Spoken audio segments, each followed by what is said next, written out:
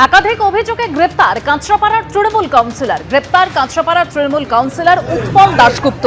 বিরোধীদের দোকান ভাঙচুর, তোলাবাজি সহ একাধিক অভিযোগ রয়েছে তাঁর বিরুদ্ধে। কাঁচরাপাড়া পুরসভার 12 নম্বর ওয়ার্ডের তৃণমূল কাউন্সিলরকে রক্ষা করে ডিমও ছুড়ল স্থানীয়রা।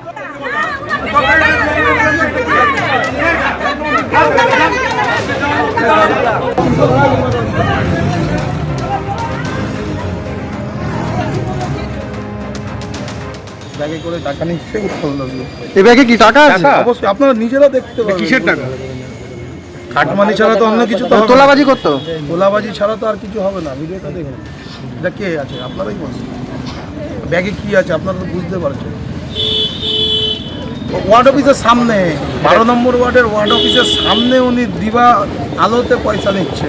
আমরা খবর পেয়েছি 3.5 লক্ষ টাকা নিয়েছে। টাকা তো নিয়েছে, টাকা নিয়েছে মানে নিশ্চয়ই কোনো কাজের জন্য কোনো কাজ করিয়ে দেব কিংবা কিছু করে দেব, তার জন্য টাকাটা নিয়েছে।